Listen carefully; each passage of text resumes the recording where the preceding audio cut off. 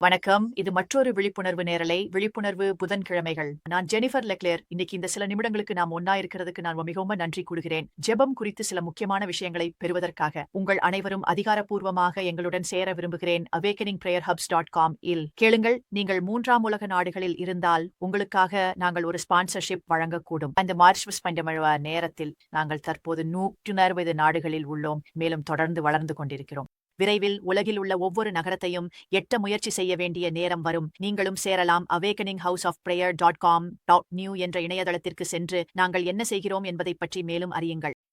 இன்று நான் மீண்டும் என் புத்தகம் தி இன்டர்செசர்ஸ் டிவோஷனல் இலிருந்து பார்க்கிறேன். இந்த புத்தகத்திலிருந்து உங்களுக்காக கற்றுத்தரப் போகிறேன். வெறும் வாசிப்பது அல்ல, உங்களுடன் ஆழமாக பகிர்கிறேன்.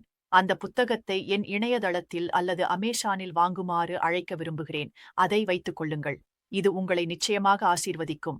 நான் ஜெபிக்கட்டும். பிதாவே, இயேசுவின் நாமத்தில் நீங்கள் நல்லவர் என்று நான் உமக்கு நன்றி செலுத்துகிறேன். உம்மை போல யாரும் இல்லை இயேசுவே. நீங்கள் அதிசயமானவர், அற்புதமானவர், வல்லமையுள்ளவர், பரிசுத்தமானவர். நீங்கள் எங்களுக்கு பூரணமானவர், முதன்மை ஜெபக்காரர். கர்த்தாவே, இன்று எனக்கு உரையாற்றும் அருளையும் உமது ஜனங்களுக்கு கேட்கும் செவியும் காணும் கண்களும் புரியும் இருதயமும் அளிக்கவும். இயேசுவின் நாமத்தில் ஆமென். ஆமென். இன்றைக்கு நான் ஜெப பாகுபாடுகளை உடைக்கும் விஷயத்தை பார்க்க விரும்புகிறேன். நீங்கள் அறிந்திருப்பீர்கள், ரோமர் 2:11 தேவனுக்கு பாகுபாடு இல்லை என்று சொல்லப்பட்டுள்ளது.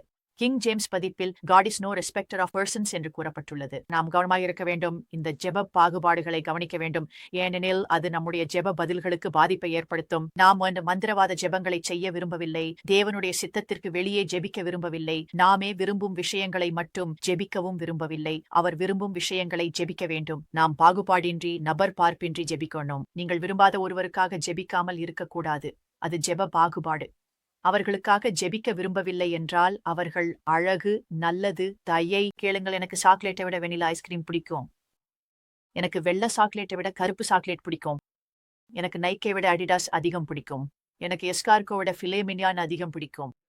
எனக்கு பாகுபாடுகள் இருக்கின்றன, ஆனால் அந்த பாகுபாடுகள் என் இடைச்செயலுக்கு பாதிப்பை ஏற்படுத்தாது. நான் சொன்னேன், அந்த பாகுபாடுகள் என் இடைச்செயலுக்கு பாதிப்பை ஏற்படுத்தாது. அவை தொழில்நுட்ப ரீதியாக பாகுபாடுகள் தான், ஆனால் அவை தீங்கு விளைவிக்கும் பாகுபாடுகள் அல்ல.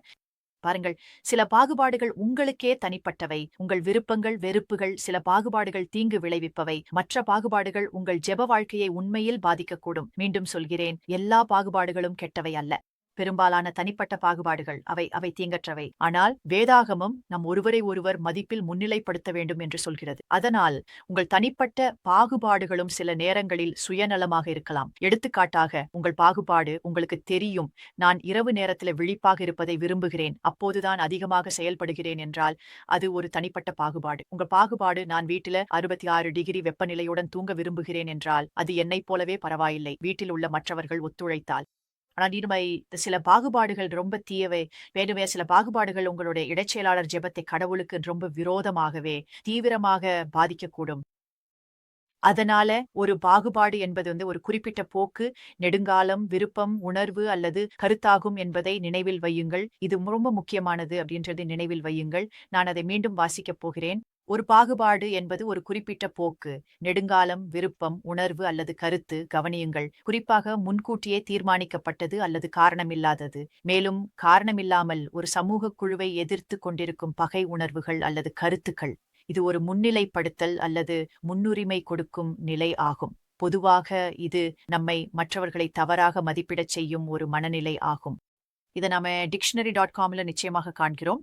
ஆய்வுகள் பெரும்பாலான பாகுபாடுகள் முற்றிலும் அறியப்படாதவை என்று காட்டுகின்றன. நமது மூளை அறிந்த மாதிரிகளை கண்டுபிடித்து அதற்கு பதிலளிக்க வடிவமைக்கப்பட்டுள்ளது. ஆனால் சில நேரங்களில் அது ஒரு பொதுவான கருத்தாக மாறிவிடுகிறது. நான் சொன்னேன், அது ஒரு பொதுவான கருத்தாக மாறக்கூடும். இப்போது சில பொதுவான கருத்துக்கள் ஏதோ ஒரு காரணத்துக்காக உருவாகின்றன, இல்லையா? ஆனால் பல பொதுவான கருத்துக்கள் நியாயமற்றவை. இது மனிதர்களை ஒரு பெரிய தூரிகையால் வர்ணிப்பது போல. சிலர் நாவினால் பேசுபவர்களை பேய் பிடித்தவர்கள் என்று வர்ணிப்பது போல, ஏனெனில் அவர்கள் நாவினால் ஜெபிப்பது பேய் பிடித்தது என்று சொல்கிறார்கள். நீங்கள் கிறிஸ்துவின் உடலில் ஒரு மிகவும் பெரிய பகுதியையே பேய் பிடித்தவர்கள் என்று வர்ணிக்கிறீர்கள். அது அது அது அது அது ஒரு நல்ல பொதுவான கருத்தல்ல. அது உண்மை இல்ல, இல்லையா? அப்படியென்றால் உங்களுக்கு புரிகிறது அல்லவா? ஒரு பாகுபாடு என்பது அறியாமலேயே இருக்கும். நீங்கள் அதை உங்களை சுற்றி உள்ளவர்களிடமிருந்து கற்றிருக்கலாம். உதாரணத்துக்கு, இனவெறி கற்றுக் கொடுக்கப்படுகிறது. இனவெறி கற்றுக் கொடுக்கப்படுகிறது. இனவெறி நாம் பிறக்கும்போது வரும் ஒன்றல்ல, இனவெறி கற்றுக் கொடுக்கப்படுகிறது இல்லையா? என் பெற்றோர் என்னை இனவெறியாளராக வளர்க்கவில்லை, அதனால நான் ஒருபோதும் இனவெறியாளராக இல்லை. ஆனால் எனக்கு இனவெறியாளர்கள் என்ற நண்பர்கள் இருந்தார்கள். அவர்கள் அதிக நாட்கள் நண்பர்கள் இல்லை. நீங்கள் அந்த பாகுபாட்டை எளிதில் கவனிக்க முடியாது. இல்லையெனில் அதை நீங்கள் நிராகரித்திருப்பீர்கள். நீங்கள் அதை தீயதாகவோ தவறாகவோ பார்க்கலை. நீங்கள் அதை ஒரு விருப்பமாகவே பார்க்கிறீர்கள். உங்களோட பாகுபாடு அப்படித்தான், கேளுங்கள்.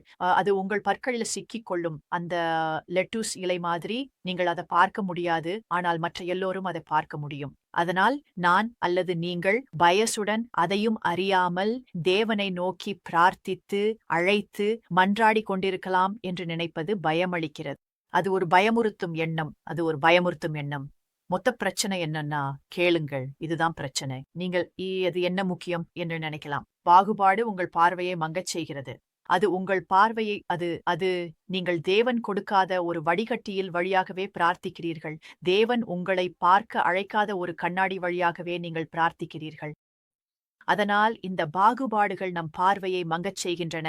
நம் பாகுபாடுகளை நாமே அறியாமல் இருந்தால், தேவனின் பார்வையிலிருந்து அல்லாமல் நம் பார்வையிலிருந்தே நாம் மன்றாடுகிறோம். இப்போது உங்களுக்கு புரிய ஆரம்பிக்கிறதா? நாம் தேவனின் பார்வையை விரும்புகிறோம். நம் தீர்க்கதரிசன பார்வையுடன் பிரார்த்திக்க விரும்புகிறோம்.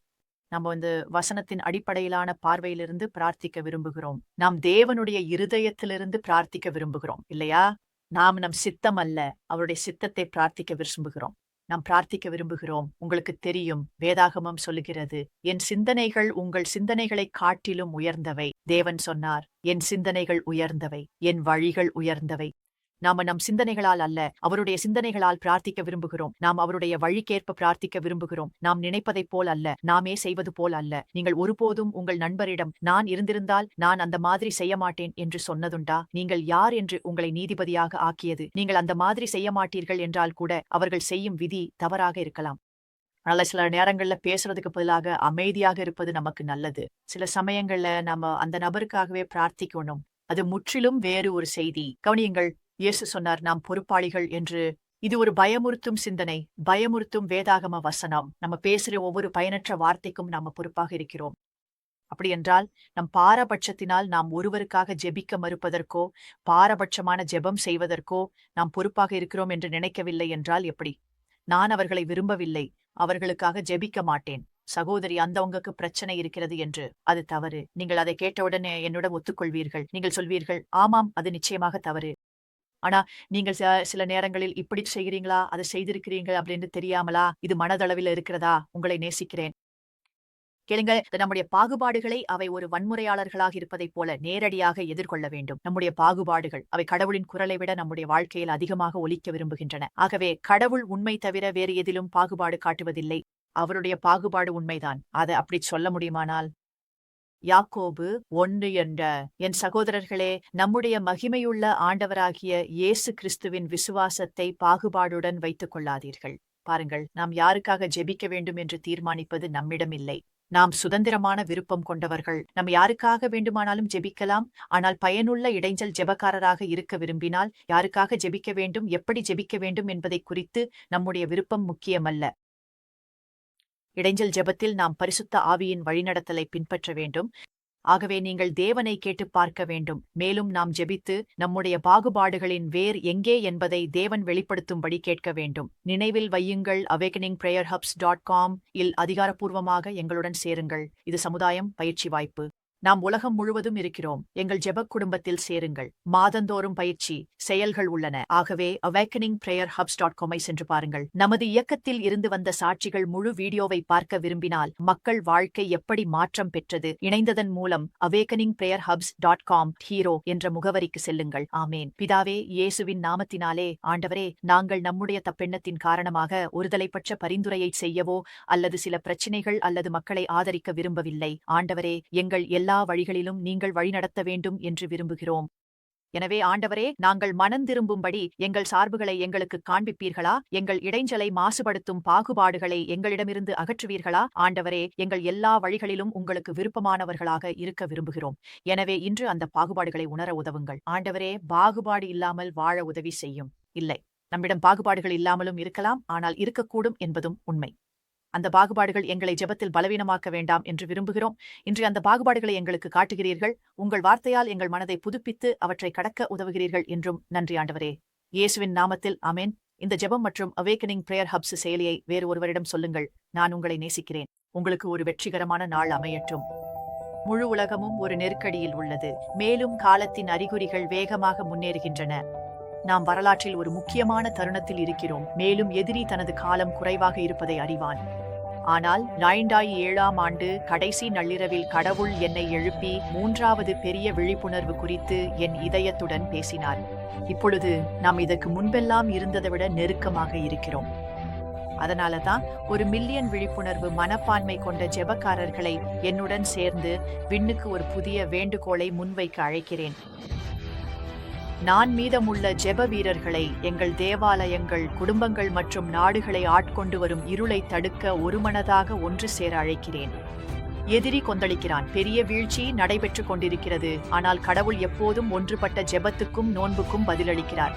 நீங்களும் 100க்கும் மேற்பட்ட நாடுகளில் உள்ள ஜெபக்காரர்களும் அவேக்கனிங் பிரேயர் ஹப்ஸிலும் என்னோட சேருங்கள். இப்பொழுது உங்கள் ஜெபங்களை இணைக்கவும். நம்ம ஒன்றாக இருந்தால் வரலாற்றின் ஓட்டத்தை மாற்ற முடியும். விழிப்புணர்வு பிரேயர் ஹப்ஸ் காம். இந்த இயக்கத்தில் சேருங்கள்.